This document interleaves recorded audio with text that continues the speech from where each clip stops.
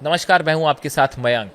तो क्या ईरान की बात सच साबित होने जा रही है? क्या कतर के बाद अब इजराइल तुर्की पर हमला करने वाला है, तुर्की को निशाना बनाने वाला है? अब ये बात इसलिए पूछी जा रही है, कही जा रही है, इसकी एक बड़ी वजह है जो बड़ी खबर निकल के सामने आई है। इजराइल ने तुर्की के खिलाफ नया मोर्चा खोलते हुए साइप्रस में अपना air defense system Barak MX को सीक्रेट तरीके से पहुंचा दिया है। ये वो खबर निकल के आई है। देखिए, बहुत बड़ी खबर है। इजराइल ने अपना एक डिफेंस सिस्टम जो है वो बड़े सीक्रेट तरीके से जो है ट्रैवल करते हुए, लेकिन वो बात छुप नहीं पाई, क्यों बाहर आ गई मैं वो भी आपको बताऊंगा। अपना डिफेंस सिस्टम इजराइल ने साइप्रस पहुंचा दिया है। साइप्रस कौन? वो देश जिसकी तुर्की से कट्टर दुश्मनी है। इजराइल ने अब अपना डिफेंस सिस्टम, और सिस्टम भी है बराक MX जिसका नाम दिया गया है, इसको तुर्की को पहुंचा दिया है। ऐसे में साइप्रस की जमीन से तुर्की के खिलाफ इस्तेमाल होने की बात कही जा रही है। कहा जा रहा है कि इजराइल साइप्रस का इस्तेमाल कर सकता है तुर्की पर हमला करने के लिए। देखिए, एर्दोगान जो है उनकी तरफ से ये आदेश दिए गए थे कुछ समय पहले। तुर्की के जो राष्ट्रपति हैं कि इजराइल के खिलाफ उन्होंने अपने फाइटर जेट्स और जितना डिफेंस सिस्टम उसको एक्टिवेट कर दिया था कतर पर खासकर हमले के बाद। और ये कहा जा रहा था कि कतर के बाद अगला निशाना तुर्की होगा। उसकी बड़ी वजह ये कि बताया जाता है कि वहाँ पे भी हमास की बड़ी लीडरशिप, काफ़ी संख्या में लोग हैं, और हमास के वहाँ होने के पीछे की बड़ी वजह यह है कि तुर्की जो है वो नेटो का सदस्य है। और ऐसा माना जा रहा था कि चूंकि नेटो कंट्री का सदस्य है इसलिए इजराइल उस पर हमला नहीं करेगा, क्योंकि नेटो पे अगर आप हमला करते हैं तो नेटो का जो पैक्ट है उसकी तरह कहता है आपके किसी भी देश पर हमला जो है वो सभी के खिलाफ हमला माना जाता है।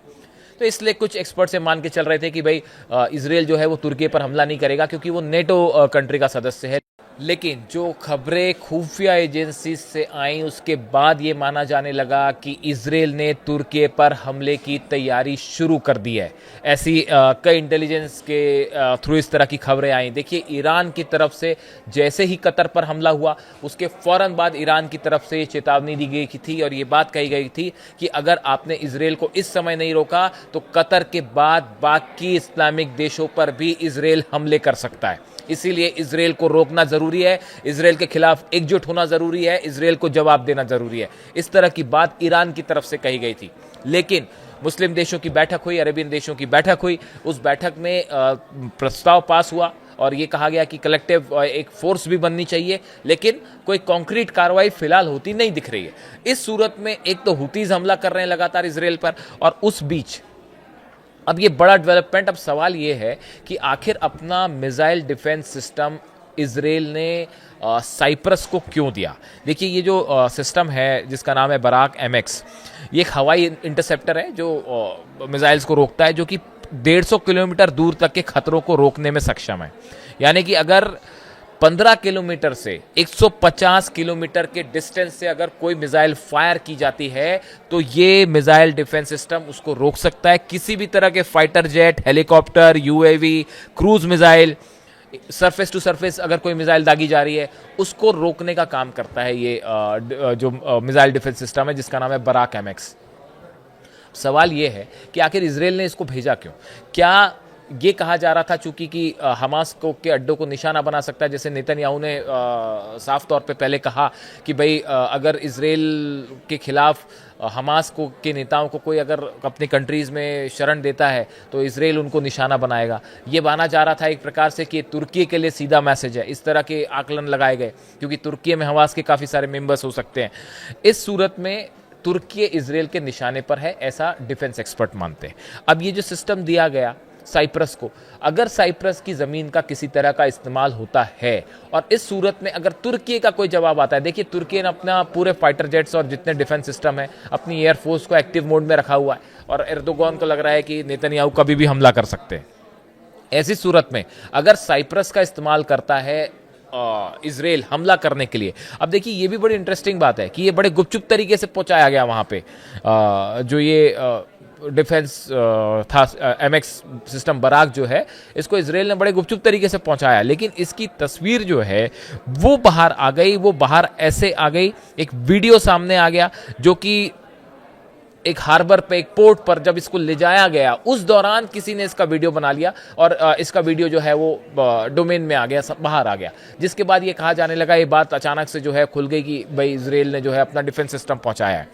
अब ये बताया जाता है कि इसको जो है पापोस एरिया जो है साइप्रस का, वहां का एंड्रियास पापाड्रेव एयर बेस है, वहां पे इसको तैनात किया जाएगा। हालांकि इसमें अभी इजराइल और साइप्रस की तरफ से कोई आधिकारिक बयान नहीं आया है, लेकिन मीडिया पर जो वीडियो सामने आया उसके बाद जो है वो ये खबरें सब तरफ सोशल मीडिया में आ गई कि भाई इजराइल ने अपना डिफेंस सिस्टम दिया है, और उसको लेकर जो है चर्चा होने लगी कि ये असल में ये जो है लीमासोल पोर्ट है, बंदरगाह है, यहाँ पर बराक सिस्टम का डिलीवरी होती दिखाई दी गई उस वीडियो में, जिससे के बाद इस तरह की चर्चा शुरू हुई। अब देखिए साइप्रस और तुर्की में क्या दुश्मनी, 1974 में तुर्की ने साइप्रस के कुछ इलाकों पर कब्जा किया था। इसके बाद से यहाँ पर विदेशी हथियारों की तैनाती को लेकर तुर्की सतर्क रहा है। साल 1997 में रूस ने साइप्रस को S-300 जो उसका डिफेंस सिस्टम है वो दिया था, और जिसको लेकर तुर्की ने काफ़ी आपत्ति भी जताई थी। और अब तुर्की ने बराक एमएक्स प्रणाली जो है, जो ये बराक एमएक्स सिस्टम जो है इजराइल का, ये कमोबेश उसी तरह S-300 की तरह का कैपेबिलिटी का ये डिफेंस सिस्टम है, जो उससे थोड़ा सा ज़्यादा बल्कि डेंजरस माना जाता है, एडवांस्ड माना जाता है। तो ऐसे कहा जा रहा है कि साइप्रस के पास S-300 था, उसको इम्प्रूव करने के लिए जो है इजराइल ने अब उसको ये सिस्टम दिया है। और इस सूरत में खास करके अगर साइप्रस से किसी तरह का हमला हुआ तुर्की के ऊपर, और अगर पलटवार होता है, तो उसको रोकने के लिए इजराइल ने ये सिस्टम दिया साइप्रस को। इस तरह की बातें हैं। हालांकि एक बात तय है कि इस सिस्टम को देने के बाद तुर्की और इजराइल के बीच में एक बार फिर तनाव ज़्यादा हो गया, देखा जाएगा।